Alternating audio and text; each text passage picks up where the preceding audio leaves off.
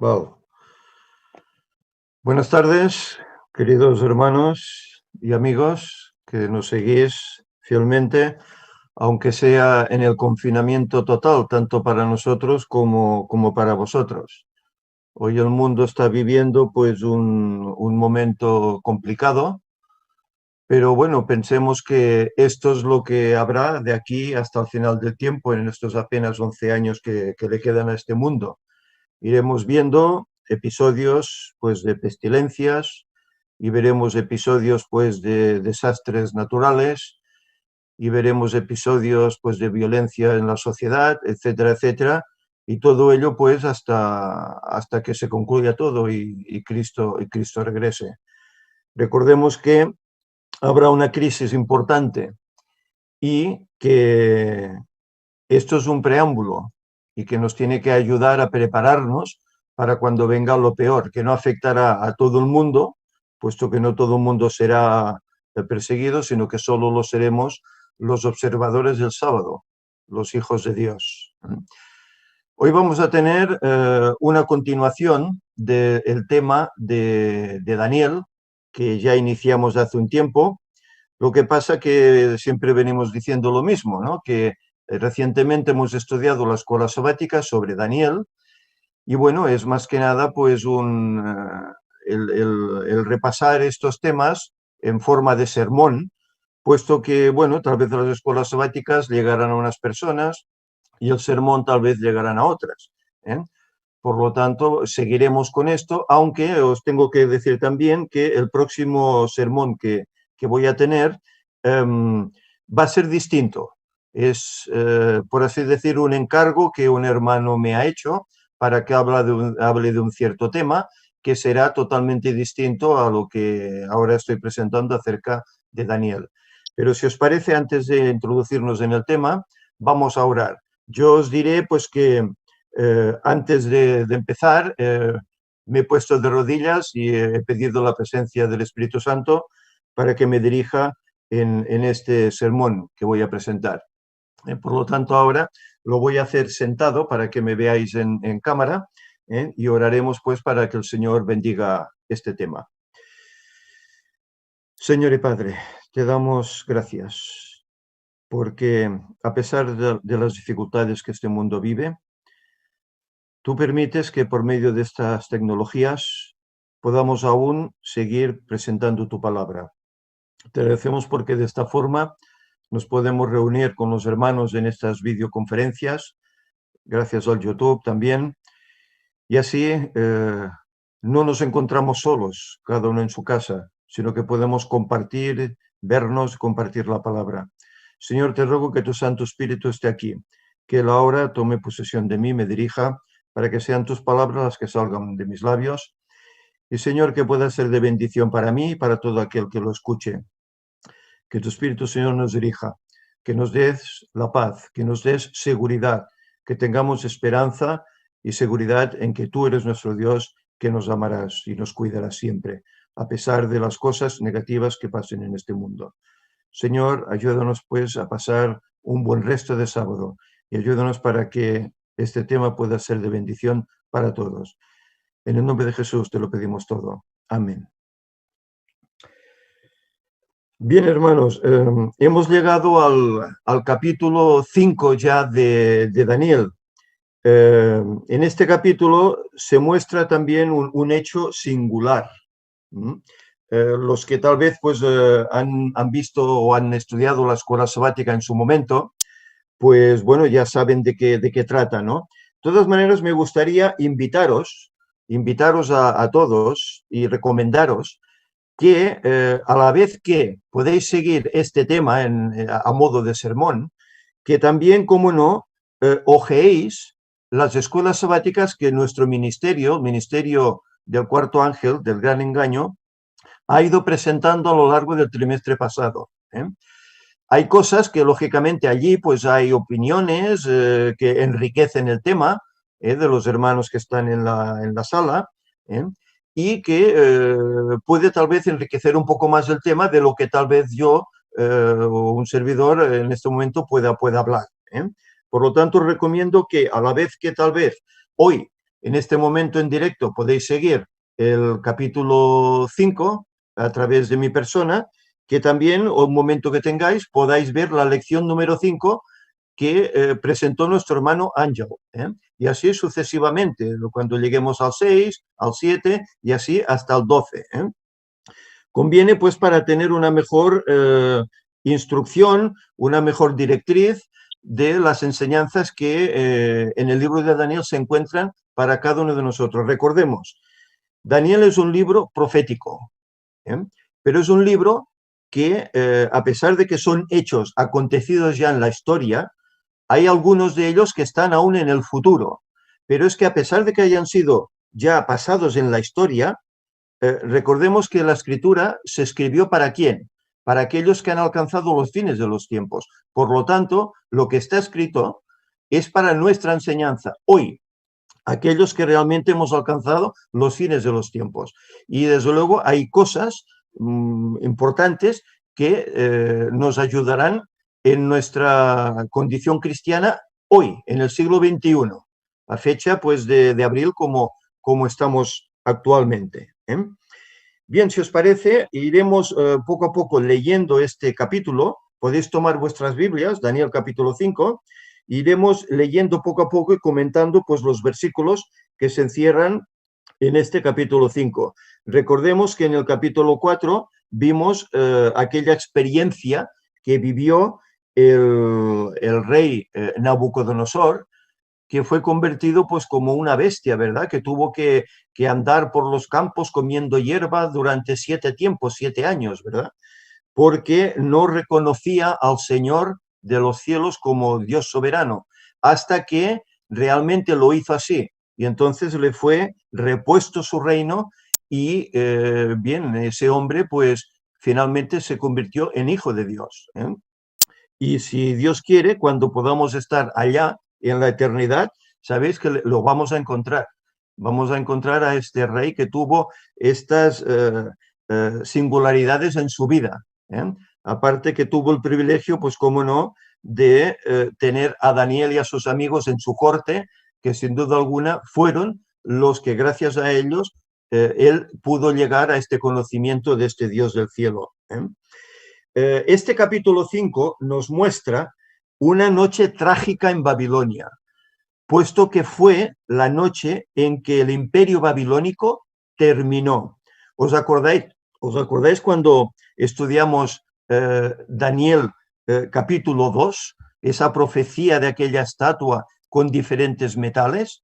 Pues bien, aquí sigue esa profecía, porque esa profecía comenzaba con Babilonia, esa cabeza de oro, pero ahora, en este momento, en esta noche fatídica, Babilonia termina su hegemonía mundial y entra en escena el siguiente imperio. A Nabucodonosor Daniel le dijo, después de ti se levantará otro reino. Y realmente fue así. Después de él se levantó este reino, el reino de los pechos y brazos de plata, simbolizando a Medopersia. ¿Sabéis? Todo eso ocurría en el año 539 antes de Cristo. Y yo recuerdo que Ángel, cuando tuvo la escuela sabática, comentó que la fecha de esa noche fatídica era 16 de Tasritu, en el idioma babilónico. En el idioma hebreo sería 16 de Tisri. Es decir, era el séptimo mes, era otoño. Y a más concordaba con la fiesta de tabernáculos, que es del 15 al 21 y que sabemos que concluye el siguiente día 22, ¿verdad? Pues bien, ya una vez situados, viéndonos ya en ese momento en que Babilonia va a caer, pues aquí se presentan pues una serie de hechos que vamos a leer en este capítulo. Si leemos los versículos del 1 al 4, nos dice lo siguiente. Dice, el rey Belsasar hizo un gran banquete a 1000 de sus príncipes y en presencia de los 1000 bebía vino Excitado por el vino, Belsasar mandó traer los vasos de oro y de plata que Nabucodonosor, su padre, había traído del templo de Jerusalén para beber en ellos el rey, sus príncipes, sus esposas y sus concubinas. Entonces trajeron los vasos de oro que habían sacado del templo de Dios en Jerusalén, y el rey y sus príncipes, sus esposas y sus concubinas bebieron en ellos. Bebieron vino y alabaron a sus dioses de oro y de plata, de bronce y de hierro, de madera y de piedra. ¿Qué os parece todo esto? El rey Nabucodonosor ya había fallecido, ya había pasado la historia. Y él sabemos cómo conoció a Dios a través pues, de Daniel y sus compañeros, ¿verdad? Pero he aquí que este hombre, que parece ser que era nieto, Belsasar era nieto de Nabucodonosor, pues parece ser que este hombre ya había olvidado toda esa historia que el imperio tuvo que vivir con el Dios de Israel. Lo había olvidado. Pero, olvidado o no, lo que sí que quisieron hacer era humillar a ese posible Dios que ellos ya tenían casi en olvido, humillarlo de la forma que tomaron esos recipientes, esos vasos de plata y de oro que mismo Nabucodonosor, su abuelo, había traído en su conquista a Jerusalén, en la destrucción del templo, y en ellos quisieron beber vino. Vino, pues lógicamente sería vino con alcohol, en vasos sagrados, en vasos que debían ser usados para vino mosto, pero no para vino fermentado. Ellos de esta forma quisieron pues humillar a ese Dios, demostrando que sus dioses de piedra, de metal, etcétera, etcétera, eran más poderosos que aquel Dios de los hebreos. Fue sin duda una sátira que ellos pues querían hacer al mismo Dios del cielo. Vamos a ver, hay algunos detalles que me gustaría resaltar. En los hallazgos que se hicieron sobre los restos que quedaban de Babilonia, se encontró una sala que tenía como 52 metros de largo por 17 metros de ancho. Y se cree que esa fue la sala donde este rey Belsasar hizo este banquete. Es decir, era una sala enorme, 50 y tantos metros de largo por 17 de ancho, es una sala muy grande. Ojalá nosotros pudiéramos tener una sala así en el lugar de reunión una vez pase todo esto, pero bueno, tenemos lo que tenemos que nos sirve muy adecuadamente. Era una sala muy grande, pero las paredes de la sala estaban encaladas con cal en blanco. Se ve que era costumbre en el tiempo hacerlo de esta forma. Y si seguimos leyendo, versículos del 5 y 6 nos dice, en esa misma hora, cuando ellos estaban ahí bebiendo, embriagándose con el vino, con las copas que habían traído del templo de Dios, dice, en esa misma hora apareció una mano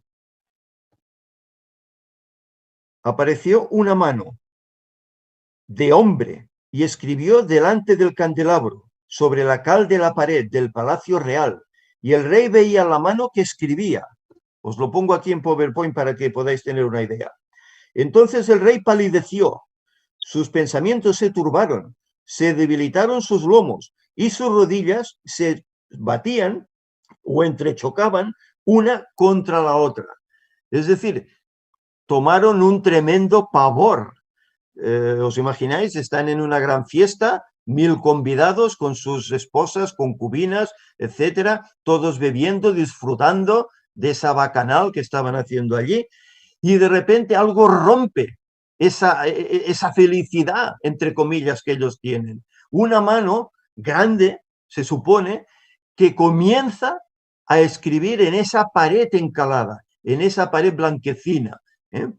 Lógicamente ellos quedan apavoridos al ver este hecho. No era un hecho normal, no era algo habitual que apareciese una mano así. Nunca antes se había visto. En el libro de Daniel aparecen cosas que son singulares, ¿eh?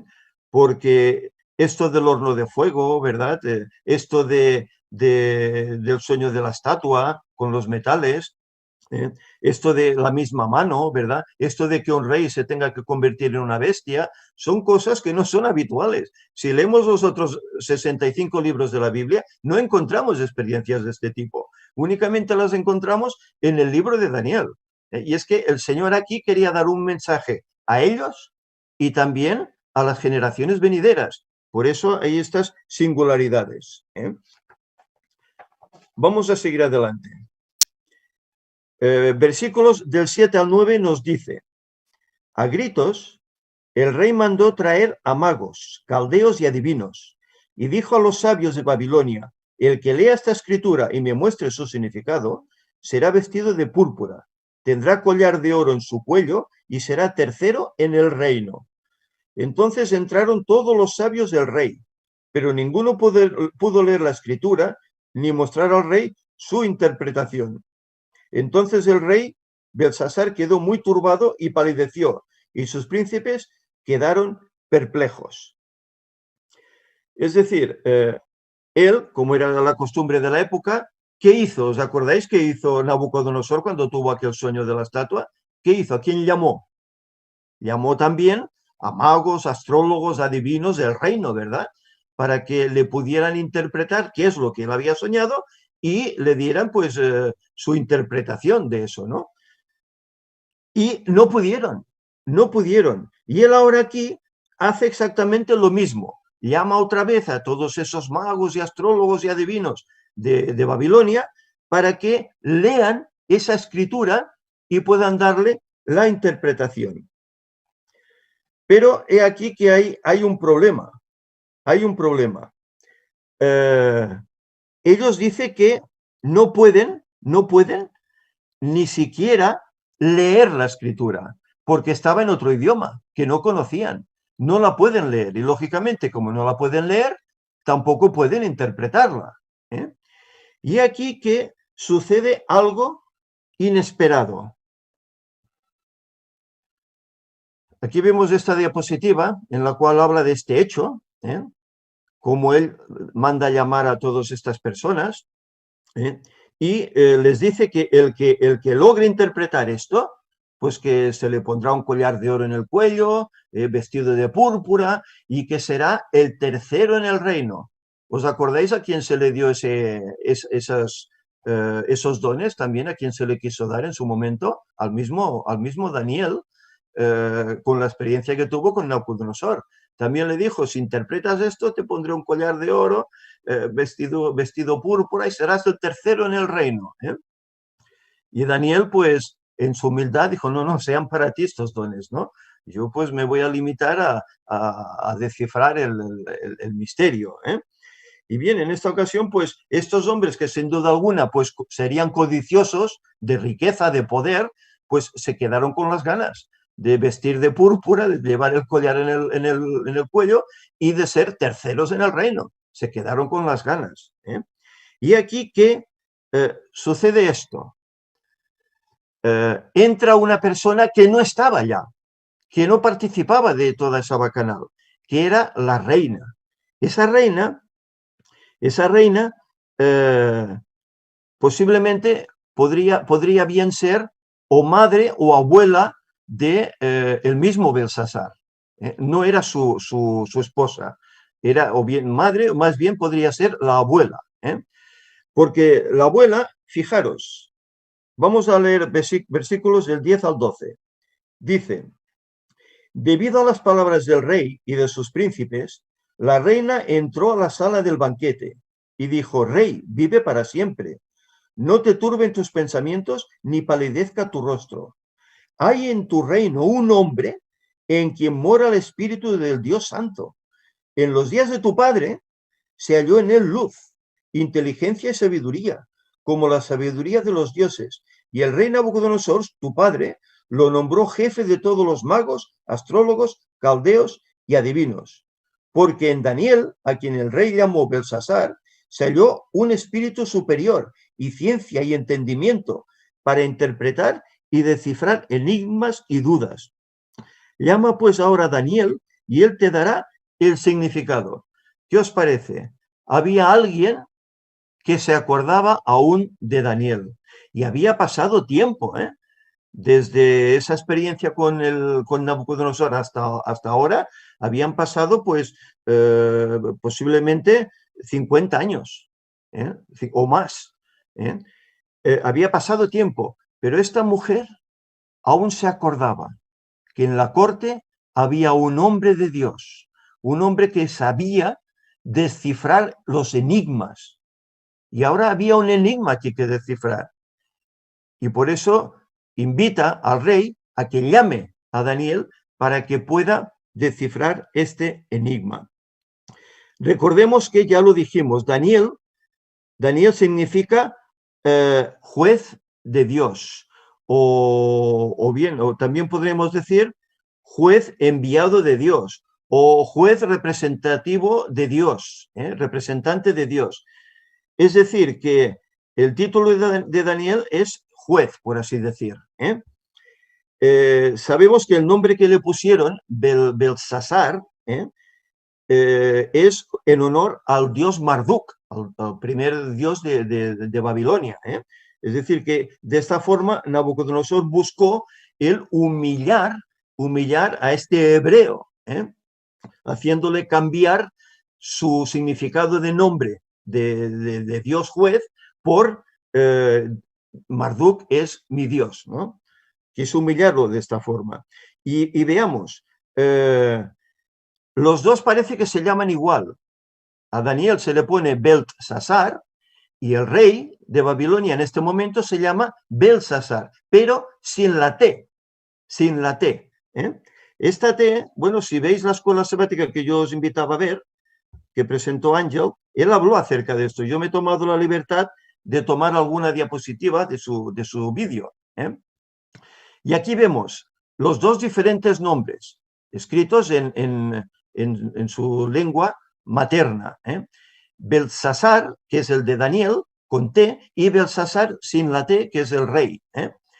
Pero fijaros, hay una letra que es una especie de U, nuestra U, que se denomina TET. Se denomina TET. Y esta letra tiene un valor numérico de 9. 9 todos sabemos que 9 significa ¿qué? Juicio, ¿verdad? Juicio. Por eso Daniel, sin ellos darse cuenta, fijaros, le ponen este Belt con T, Sasar, como queriendo decir, tú eres juez.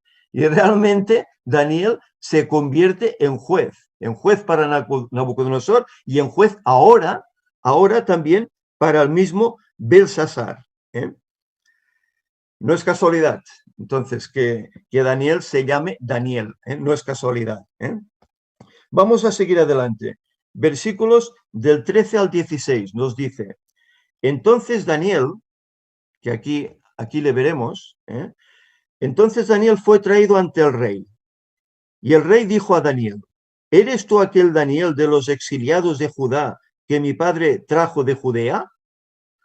He oído que el Espíritu de Dios reside en ti y que tienes luz, entendimiento y mayor sabiduría. Fueron traídos ante mí sabios y astrólogos para que leyeran esta escritura y me dieran su interpretación, pero no han podido mostrar su interpretación. Yo oí que tú puedes aclarar dudas y resolver dificultades. Si ahora puedes leer esta escritura y darme su significado, serás vestido de púrpura, collar de oro tendrás en tu cuello y en el reino serás el tercer señor. Es decir, el rey se entrevista con Daniel, dice, ¿eres tú aquel Daniel del cual me han hablado? Que la reina me ha hablado, aquel Daniel, ¿verdad? Que puede resolver los enigmas. Pues bueno, aquí hay este enigma. A ver si tú pues eres capaz en tu sabiduría pues de poder resolver estos enigmas. Y, ¿sabéis? Daniel en este momento se cree que ya era bastante mayor. Aquí, aunque en la diapositiva parezca relativamente joven, parece ser que era bastante mayor, ya posiblemente tenía ya más de 80 años. ¿Eh? No era un bebé, no era un jovencillo, ¿eh? Era mayor. Pero en él continuaba habiendo paciencia, continuaba habiendo humildad. ¿Eh? No había cambiado absolutamente nada.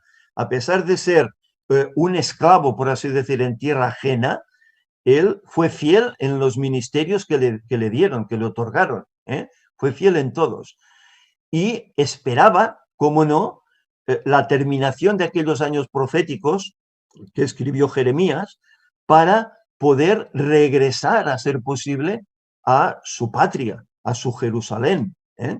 Pero con todo y con esto, él mientras esperaba, seguía siendo fiel y obediente a los mandatos, siempre y cuando no fueran en contra de los designios del Dios del cielo, como veremos en el capítulo 6 que sucedió. ¿Eh? Y bien, si leemos los versículos del 17 al 21, dice: entonces Daniel respondió al rey: tus dones sean para ti, y tus presentes dalos a otro. De todos modos, te leeré la escritura y te daré su interpretación. Es decir, él rehúye todo ese collar de oro, todos esos vestidos de púrpura, todo eso de ser el tercero en el... Él lo rehúye, no le interesa para nada eso. ¿Por qué? Porque su designio, ¿cuál es? Servir a su Dios, ser fiel a su Dios. Y para él las cosas del mundo son pasajeras.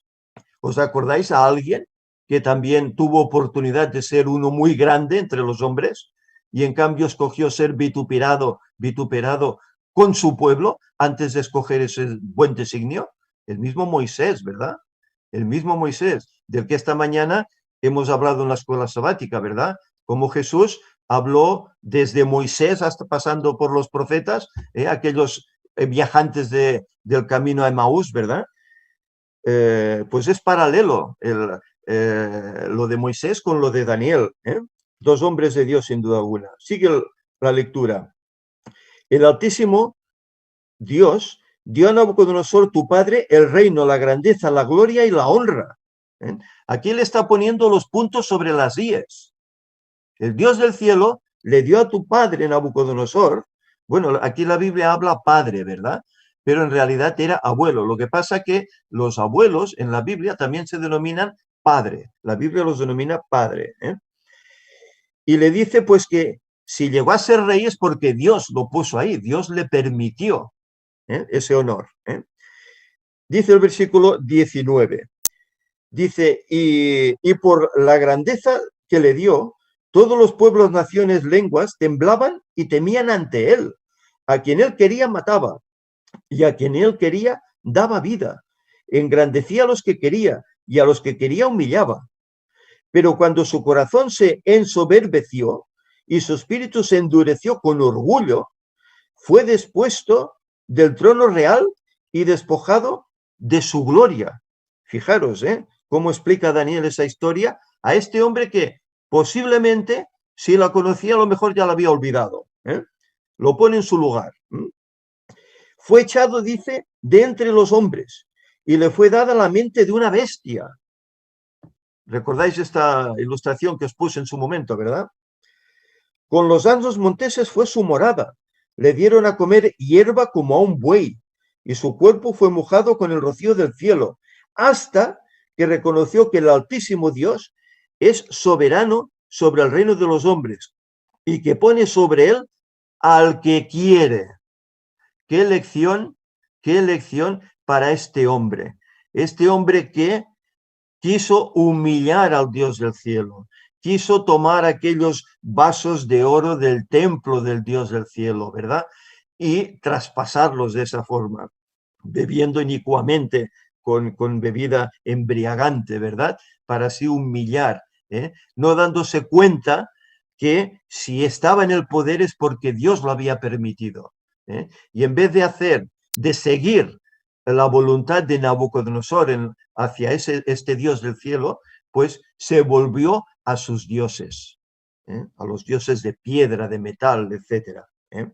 Es Es interesante cómo Daniel muestra aquí su valentía, pero a la vez con humildad, poniendo al rey en su lugar y diciéndole los agravios que ha cometido, ¿eh?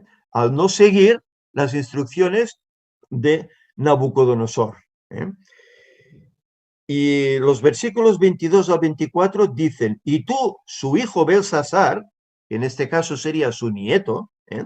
Pero es lo mismo, los nietos en la Biblia también se los denomina hijos, ¿verdad? De los padres que a la vez son abuelos, ¿eh? Muy bien, no sé si me entendéis. Y tú, su hijo Belsasar, sabiendo todo esto, no has humillado tu corazón. Y ahí le reprende.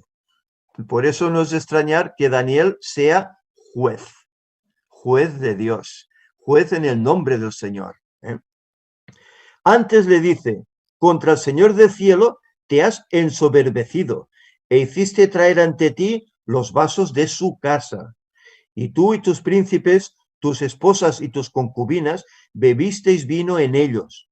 Además, alabaste a dioses de plata y oro y bronce, de hierro, de madera y de piedra, que ni ven, ni oyen, ni saben. Y no honraste al Dios en cuya mano está tu vida y de quien son todos tus caminos. Entonces, de su presencia, de la presencia de este Dios, fue enviada la mano que trazó esta escritura. Esa mano que le hizo temblar de pavor al verla ahí escribiendo en la pared cuando estaban en esa bacanal, ¿eh?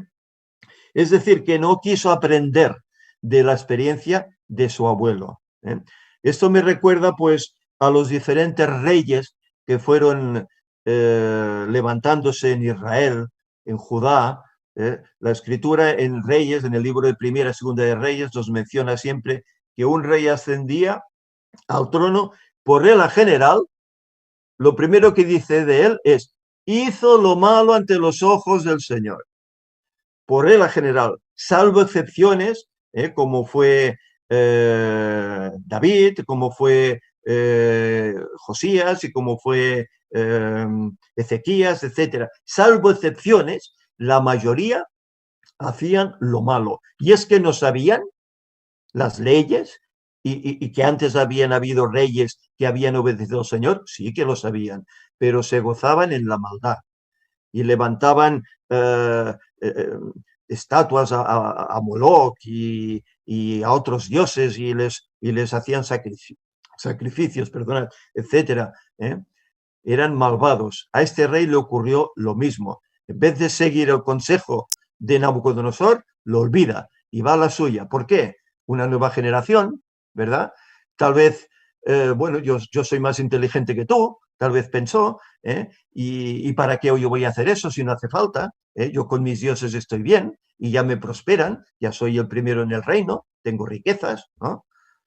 Qué errado estaba, qué errado estaba. Y esa noche fue su última noche, a consecuencia de este error.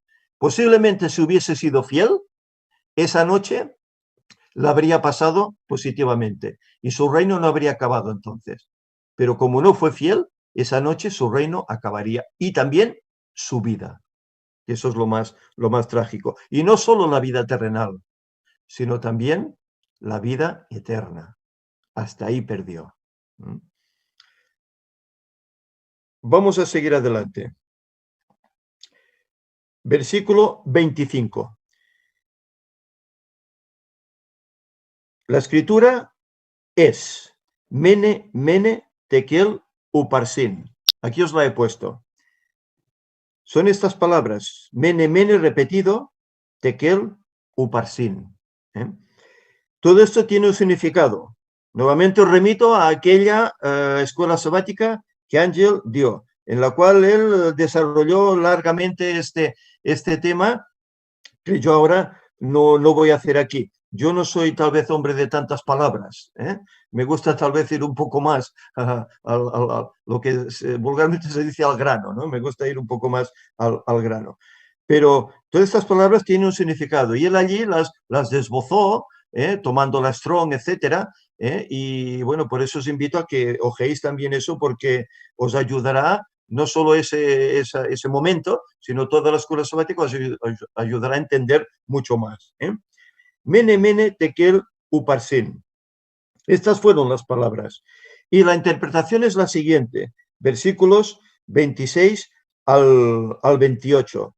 Dice, la interpretación es, Mene, contó Dios tu reino y le dio fin. Dios ha contado tu reino. No has andado correctamente. No has obedecido al Dios del cielo. Y Dios le pone fin a tu reino. Tekel quiere decir, has sido pesado en balanza y fuiste hallado, ¿qué? Falto. Has sido pesado en balanza y fuiste hallado falto.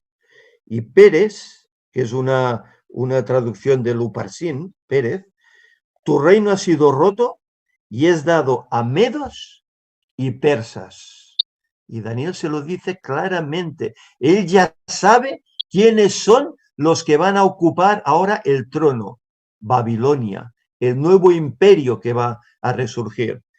Va a ser dado a medos y a persas. Tu reino ha sido dividido, ha sido roto. Pero fijémonos, antes a la mañana hablábamos, estas cosas, bueno, la escuela sabática decía que tal vez en la Biblia hay cosas que pueden ser para nosotros, otras que tal vez no. ¿Creéis que estas historias que hasta aquí hemos estado estudiando, incluyendo la profecía de Daniel 2, era para entonces y no era para ahora? Cuando incluso la profecía de Daniel 2 llega hasta la misma roca que viene y destruye todo y hace un reino, es decir, Cristo en su segunda venida. ¿Creéis que todo esto que ahora estamos citando aquí en el capítulo 5 era solo para Belsasar, para su tiempo? ¿O no estamos hoy en momento de juicio?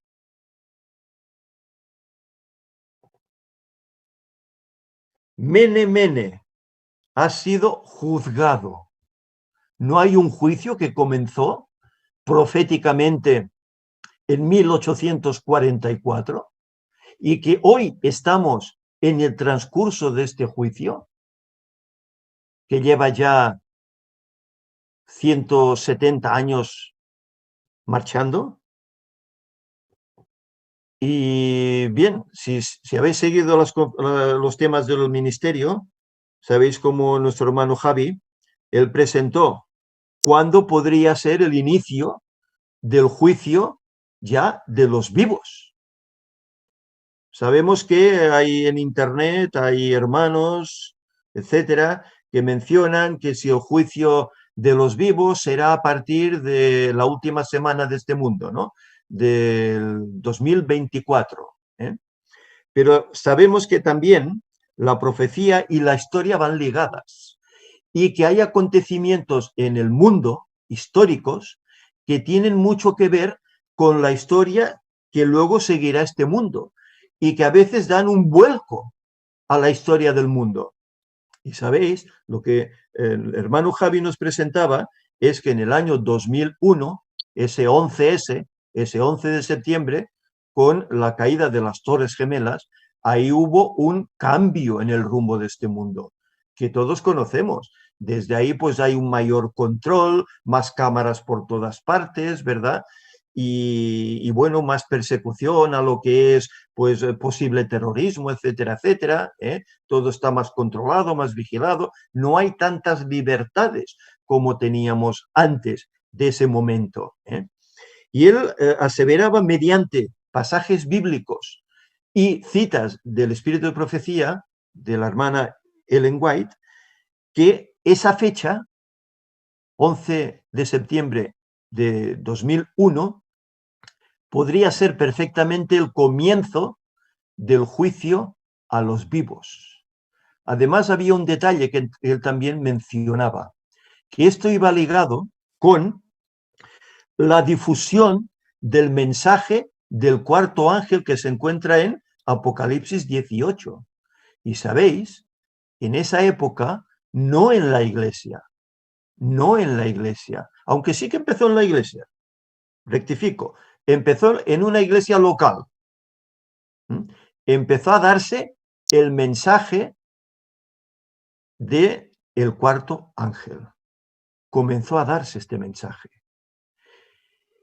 Y también se daba de forma, pues, en locales, también se daba en forma así, por así, un poco privada, entre amigos, ¿verdad?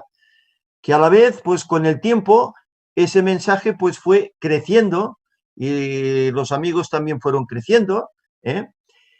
Y a la vez ese mensaje, pues, fue luego llevado a Internet, ¿eh? Y a la vez ese mensaje fue puesto allá en un canal de YouTube. Ese ministerio, ese mensaje formó un ministerio con su página, ¿verdad? Con su web, en el cual se encierran todos los mensajes que desde entonces se han dado hasta hoy. Mensajes que son la verdad presente para nuestro tiempo. Últimos mensajes para este mundo que está ya por terminar. Y las dos cosas iban unidas. La historia que cambiaría el mundo, 2001, el 11S, las Torres Gemelas, y el comienzo de ese mensaje. En 2001 comenzó a predicarse este mensaje, ¿eh? Por medio, bueno, de este ministerio en el cual doy gracias a Dios por poder participar de él. Y quiera el Señor y permita que todos los que nos hallamos en él hoy podamos seguir fieles hasta el final.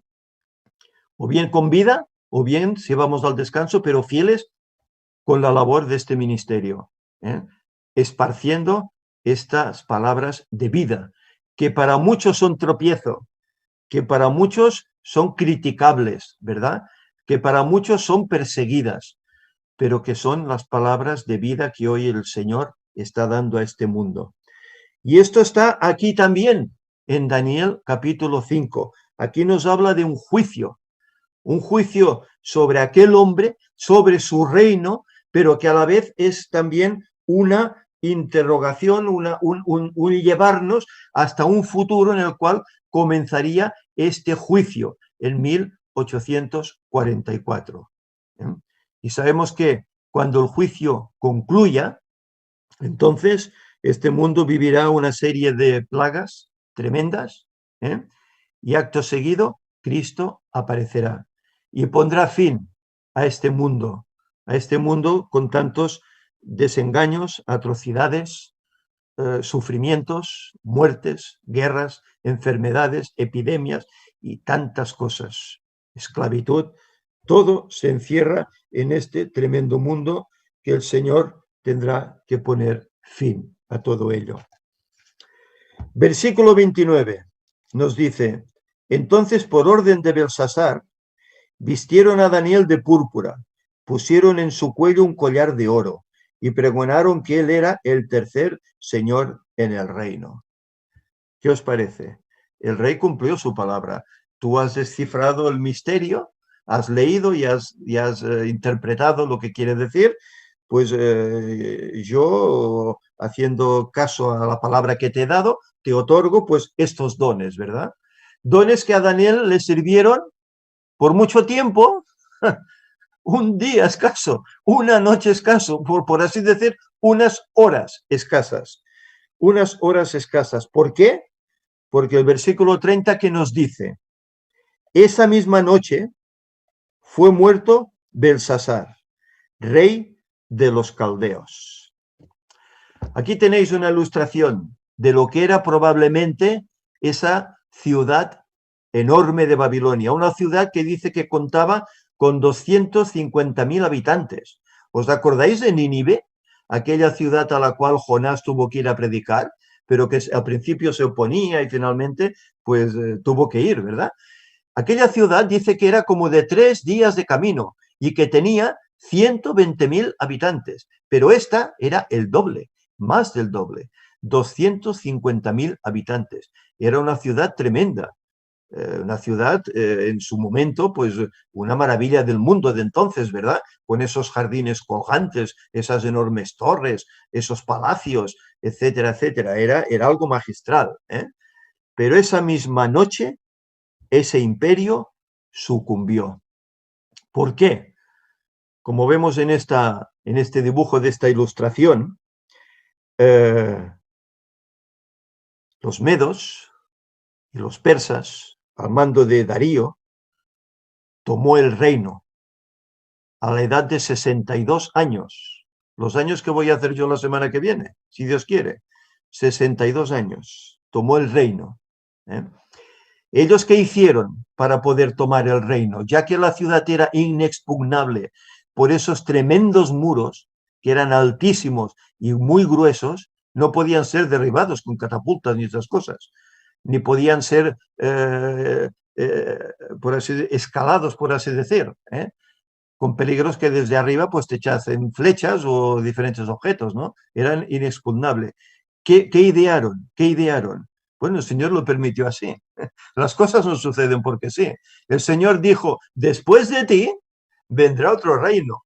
Y esta noche, 16 de Tirri del año 539, se cumplía parte de esa profecía, el primer paso, por así decir. Ellos desviaron el río Éufrates, caudaloso, entonces, hoy no tanto, y por el cauce del río, casi seco, pudieron penetrar hasta la ciudad. Pero he aquí que se dice que la ciudad tenía unas puertas de bronce enormes, pero he aquí que las puertas, no me digáis cómo, quedaron abiertas. ¿Qué pasaba? Todos estaban con bacanal, todos estaban alegres. ¿Alguien se olvidó de cerrar las puertas? Bueno, el Señor permitió que esas puertas estuvieran abiertas. ¿Por qué? Porque este imperio entró y, sin oposición, tomar la ciudad y matar, quitar la vida al rey Belsasar. Así fue como la profecía se cumplió y cómo esta tremenda ciudad cayó. Mirad, os he puesto aquí un pasaje que se encuentra en Isaías, capítulo 45, versículos del 1 al 3. Y es paradójico porque eso se escribió unos cuantos años antes que sucediese. Y dice así, dice Jehová a su ungido, a Ciro, al cual tomé yo por su mano derecha, para sujetar naciones delante de él y desatar lomos de reyes, para abrir delante de él puertas, y las puertas no se cerrarán. Recordemos, Darío, que era el tío, Medo, y Ciro, que era su sobrino persa, fueron los que entraron a tomar posesión de esta ciudad. Yo iré, dice el pasaje, delante de ti y enderezaré los lugares torcidos, quebrantaré puertas de bronce. Fijaros, qué explícito es el pasaje. Quebrantaré puertas de bronce y cerrojos de hierro haré pedazos. Y te daré los tesoros escondidos, los que estaban en Babilonia, y los secretos muy guardados, para que sepas que yo soy Jehová, el Dios de Israel, que te pongo nombre. Según Isaías 45, del 1 al 3. ¿Qué os parece? ¿Es confiable o no la Biblia? Como ya hablábamos en la escuela sabática. ¿Es confiable o no? ¿Se cumplen sus profecías? Pues como veis, el Señor aquí hablaba de Ciro, que aún no había ni nacido. Y ya habla de Ciro, al cual ya le pone nombre. Y le dice lo que hará. Entrará por unas puertas de bronce y tomará unos tesoros de un lugar específico, Babilonia. Es tremendo cómo el Señor nos avanza la profecía para que creamos en Él y tengamos confianza en Él. Y esos temas proféticos es lo que hoy la gente necesita.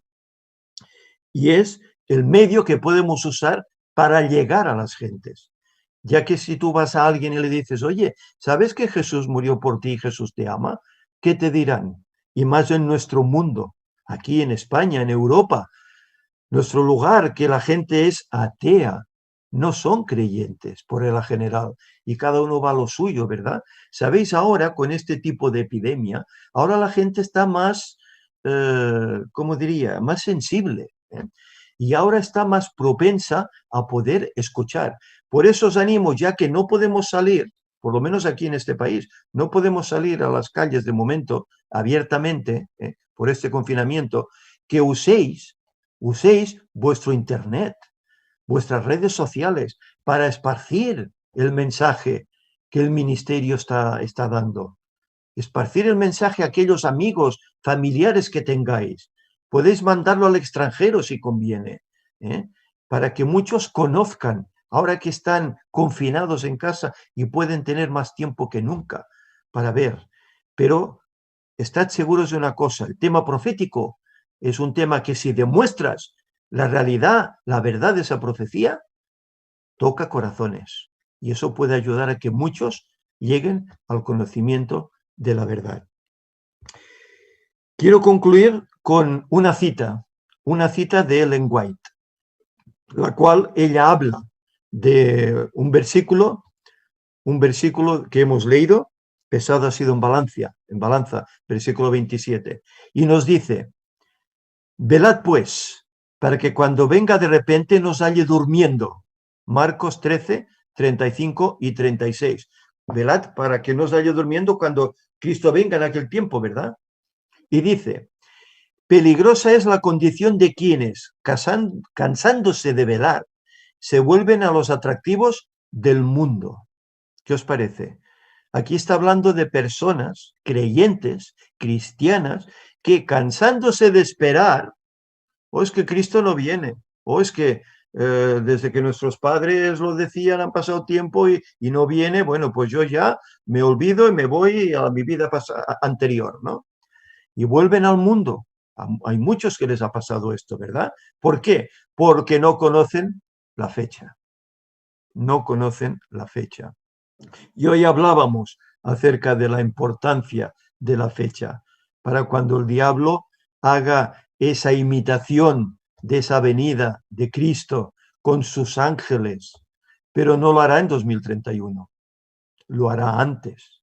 Y sabéis, la fecha es la que nos mostrará que eso es un error, para que no caigamos. Por eso es importante el por qué el Señor hoy ha levantado esa fecha. ¿Por qué no lo hizo a sus discípulos? ¿O no lo hizo a Ellen White? No era el momento de esos pioneros. Faltaba mucho para ellos aún, pero ahora sí es el momento. Y como van a haber muchos engaños, este, por ejemplo, que vivimos de la epidemia, es un engaño que nos ha sido lanzado ahí. Y muchos creen unos creen que es mentira, no, esto no existe. Otros creen, bueno, ¿qué va a pasar? Pero todo esto es para que nos vayamos preparando, que a partir de aquí vamos a vivir dificultades. Estas las sufren todos, pero llegará un punto en que las dificultades solo serán para el pueblo de Dios. Y hay que ir preparándose. Fijaros, aquí yo vivo en un pueblecito de 3.000 habitantes. Si vas a comprar al supermercado, que es lo único que te permiten hacer para salir de casa, a no ser que tengas perro y lo puedas sacar a pasear, ¿eh? Si vas al super, ¿sabes con qué tienes que pagar? ¿Con metálico? No, no es aceptado. Solo con tarjeta de crédito o débito. No puedes pagar en metálico. No lo aceptan por si el dinero está contagiado, ¿eh? Pues esto se va a imponer. Se va a imponer. El dinero metálico va a desaparecer y tendremos que pagar con tarjeta de crédito, ¿eh? Por eso no es de extrañar que Apocalipsis diga que llegará un punto en el cual los fieles no podrán ni comprar ni vender, ¿eh? No porque tengan o no tengan metálico, que nadie lo querrá, sino porque tendrás que pagar de alguna forma con una tarjeta, con un chip, con algo, y no te lo aceptarán porque tú no formarás parte de la sociedad. Estarás contrario a la sociedad, ¿eh? Y muchos, dice, cansados de velar, se vuelven a los atractivos del mundo. Mientras el hombre de negocios está absorto en el afán del lucro, hoy sucede esto, y ella lo escribía en su tiempo, ¿eh? Pero hoy sucede esto y más, ¿eh? Mientras el amante de los placeres está buscando cómo complacerse, mientras la esclava de la moda está renovando su vestuario, venga ropa, va, esta me la puse ayer, ya no me vale, venga, otra nueva, mira, esta salida ahora nueva, venga, va, me la compro, me la pongo, así estaré más guapa y los hombres me mirarán, etcétera, etcétera, ¿no? ¿Eh? En fin, son las cosas de hoy, ¿eh? Puede ser, dice, que en ese momento el juez de toda la tierra pronuncie la sentencia. Ha sido pesado en balanza y ha sido hallado falto. ¿Qué os parece esta cita? ¿Vivimos de acuerdo a la voluntad de Dios o aún estamos por las cosas del mundo? Por acarrear y juntar dinero, fortuna, comprar y tener y poseer, y vestirnos, como dice aquí, a la moda y venga y más, los placeres del mundo, etcétera. ¿Estamos en esto? ¿O ya nos vamos mentalizando que las cosas ya están cambiando para que nos vayamos preparando para la gran crisis que se nos avecina ya? Esto es un mensaje para hoy. Y mirad, Ellen White cita este pasaje, versículo 27, pesado ha sido en Valencia, ha sido juzgado, y lo pone en nuestros días, como queriendo decir, esto es para hoy, como toda la escritura. Toda la escritura es para hoy, los que hemos alcanzado los fines de los tiempos. Por lo tanto, que este mensaje, que en esta tarde es un sermón, es raro, ¿verdad? Lo hemos hecho a la tarde. Bueno, en este confinamiento, a la mañana aprovechamos para explayarnos en la escuela sabática, y a la tarde, ya que no podemos hacer nada más, pues presentamos el sermón. Así lo hicimos en estos días pasados y así lo iremos haciendo mientras estemos aquí. Pues quiero, Señor, que este sermón, que, bueno, mejor o peor presentado, que pueda ser de bendición para aquel que lo ha escuchado y para aquellos que lo puedan escuchar. Que recordemos esto, que todo esto que está escrito aquí es un paralelo a lo que tiene que acontecer en el mundo. Que todos vamos a ser juzgados por el Señor. Que todo lo que hacemos, todo se anota en esos libros del cielo. Libro de memorias, ¿verdad? Y hay un libro que tiene un nombre trágico, muerte, el libro de la muerte. Si nuestro nombre no está en el libro de la vida, pasará a ese libro de la muerte. Y si está ahí, no vamos a ser salvos. Queremos disfrutar con las cosas del mundo y dejar las cosas de Dios hasta el 2031 y luego ya me prepararé. O me prepararé hoy por si mañana ya no lo cuento. Hay que hacerlo así. Por mucho que Cristo venga en 2031, la preparación es hoy para mí y para ti. Es hoy, no la semana que viene, ni el año que viene, ni el 2031. Por lo tanto, que el Señor nos ayude, que os bendiga grandemente, que os dé un resto de feliz de sábado. Aquí ya pronto nos va a terminar el sábado, pero hay lugares en los cuales aún tenéis horas sagradas. Guardadlo como es debido, respetadlo como es debido y utilizadlo para compartir la palabra y para compartirla sobre todo con aquellos que no la conocen, para que muchos puedan llegar al conocimiento de esta verdad. Bien, en la próxima ocasión no vamos a hablar acerca de Daniel capítulo 6, que será el tema que seguirá, allá Daniel en ese foso de los leones, ¿verdad? Sino que vamos a tratar acerca de otro tema. Yo lo consulté con mi hermano Víctor. Es un pedido que un hermano de Estados Unidos me ha hecho para que lo presente. Y bueno, pues me dispondré a preparar ese tema con la ayuda del Señor y cuando me toque poderlo presentar. Y posteriormente, una vez haya presentado eso, pues seguiremos con los otros 7 capítulos que nos quedarán aún de Daniel. ¿Sabéis? Hay un capítulo 12, que tiene una serie de cifras. Unas cifras que aún para nosotros son como una especie, por así decir, de misterio. Más o menos sabemos por dónde va, pero aún queda algo ahí oculto. Y bueno, de aquí a que llegue, no sabemos si el Señor dará suficiente luz para que sepamos realmente qué significan esos números. El 1260, el 1290 y el 1335. De aquí a que lo presente, posiblemente pasarán meses o veremos. Quiera el Señor que tal vez nos dé luz para, cuando llegue el momento, presentarlo adecuadamente. Os ruego que oréis por el ministerio, que oremos los unos por los otros y más en este confinamiento. Sabemos que hay hermanos que tal vez padecen el contagio, y deseamos pues que el Señor los restablezca. Y también sabemos pues que hay hermanos que tienen diferentes problemas de tipo espiritual, de tipo económico, de tipo laboral, de tipo familiar, etcétera, y que nos piden pues que oremos por ellos. Por eso en el ministerio organizamos un listado de oración que normalmente cuando nos reuníamos después del sermón orábamos todos por ese listado, de rodillas, orábamos por ellos. Pues oremos unos por otros para que el Señor nos siga manteniendo fieles y nos ayude a disfrutar la palabra de Dios, a desear leerla, estudiarla, a sacar esas verdades que aún hay para descubrir en ellas y las vivamos, para así poder ser un ejemplo para todos aquellos que nos envuelven. Que el Señor los bendiga. Vamos a finalizar, si os parece, con una oración. Señor y Padre, que estás en el alto cielo, te agradezco, Señor, porque a través de tu palabra vemos tu voluntad para este mundo, tu voluntad para con tus hijos. Tú no nos has dejado huérfanos, tú no nos has dejado deshabilitados, nos has dado mucha información que en ella encontramos. Sobre todo, como Jesús dijo, en ella hay la salvación. Pero aparte de esto, tú nos has dejado, Señor, todos los acontecimientos prácticamente que tienen que pasar en este mundo a través de estas profecías magníficas que tú has avanzado para que cuando sucedan creamos. Señor, te rogamos pues que nos ayudes para que estudiemos tu palabra. Vemos cómo tú día a día vas dando nuevas verdades, vas apartando tu mano y vas mostrando cosas que hasta el momento no eran conocidas.